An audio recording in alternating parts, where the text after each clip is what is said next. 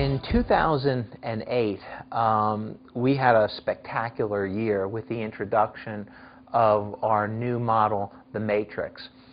We had record sales in 2008. In July, we peaked at an employment level of about 1,250 employees. However, during the summer, with the several failing financial institutions, we began to worry about a softening market starting in the beginning of Q3. And while our sales were not deteriorating at that time, we felt that they were gathering dark clouds and that they were going to have an impact on the market. We weren't certain how impactful those events were going to be or how long they would last. However, we took actions very early on once we began to see or feel, based on the events that were transpiring last summer, that the market was heading downward. As a consequence, we prepared ourselves by only building inventory that the market was going to absorb. We were very careful not to build inventory and stuff the distribution channel with excessive inventory. At the same time, we began to reduce our workforce and try and prepare ourselves for what we thought was going to be a very difficult Q1 '09. As you know, probably by now with the Gamma numbers, Piper Aircraft was one of the only companies in general aviation to grow in Q4, while the entire market actually shrunk. However, we did so very carefully and very methodically, only making sure that what we sold into the marketplace, there was an actual retail demand for. And then going into Q1, we were somewhat surprised at the speed at which the market deaccelerated. In fact, many of our dealers and even my competitors reported things such as the phone just isn't ringing, or we did virtually no demos this week. And we saw in the beginning of the year that the markets almost seemed to be frozen. Cirrus Design's Vision SJ50 single-engine personal jet offers exceptional fuel efficiency, flexible seating for up to 7, advanced avionics, and all the Cirrus safety features you expect, including the Cirrus airframe parachute system. With its detailed design, the Cirrus Vision is technologically advanced, yet engineered to be simple to fly, to allow owner pilots more lifestyle pursuits than any other personal aircraft. Learn more about the Vision SJ50 at cirrusdesign.com. Now, since that time, things have begun to thaw. With improving weather, as well as a better understanding of what the President's stimulus package means, specifically the ability to have bonus depreciation on purchases, as well as a better understanding of taxation policies, we've begun to see demand pick up. We have not seen them resume to 2008 levels, but we are encouraged with the way the market seems to be developing as we head towards summer.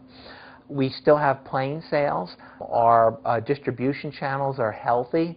Piper has got a very strong balance sheet, and we have a series of very innovative announcements to make coming up in the next few months. But we're excited by the market and our position in the market. We think we're well positioned.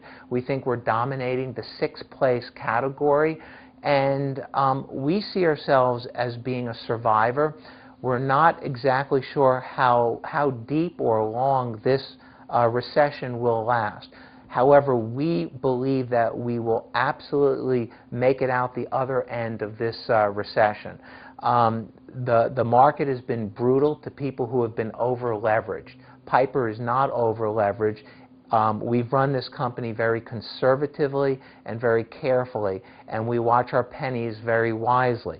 At the same time, we're always looking towards the future. I think there are 3 broad categories that are going to either secure the future of general aviation or put it in a position that it is doomed to follow the way of many other industries. Those 3 areas involve litigation, taxation, and regulation. On the front of litigation, tort reform in our industry is absolutely essential for OEMs or manufacturers to be able to invest in the future. Right now, the tort courts are out of control, and it makes it very difficult for long-term investors to put significant capital in an industry where it appears it's a plaintiff attorney's playground.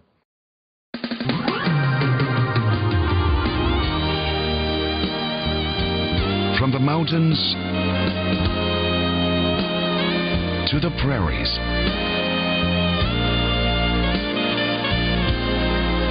to the landings that we love,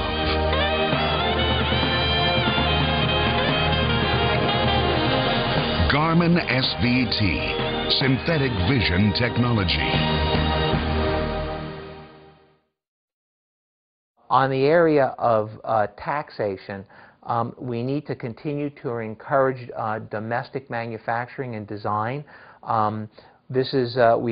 are in an industry which we are confronted by global competitors, and we have to make sure that we don't put the industry at a disadvantage compared to our global competitors. And when it comes to regulation, there are a number of issues that are critical to general aviation. One is the usage tax, which is absolutely would be very harmful to the industry. The other is a low lead gas. Right now, as you know, there's no direct replacement for low lead gas. Diesel technology, while available, is not omnipresent, nor is it ready for prime time. There are alternatives to it. However, the technical difficulties with no lead gas is fairly substantial right now. And I think those three areas we need to make sure that we are keeping on top of. Some of these agendas in these three areas are being driven politically, not technically. For example, the amount of pollution that general aviation contributes to air pollution is virtually, it's nil. It's de minimis, to the point where the kind of oversight regulation in this area has no benefit for people in the U.S., but it has very dire consequences for the people who work in the industry. In total, general aviation employs millions of people with high-paying jobs. And what's at stake here is not just a way of life, but also the incomes for tens of thousands of high-paying, high-skilled wage earners. And I think we need to be on top of this, because, as we can see, sometimes legislation can be passed in a malicious or vindictive way to simply cover the political whims at the time. And we need to be very, very careful and very diligent that somebody doesn't legislate, tax, or sue this industry out of existence.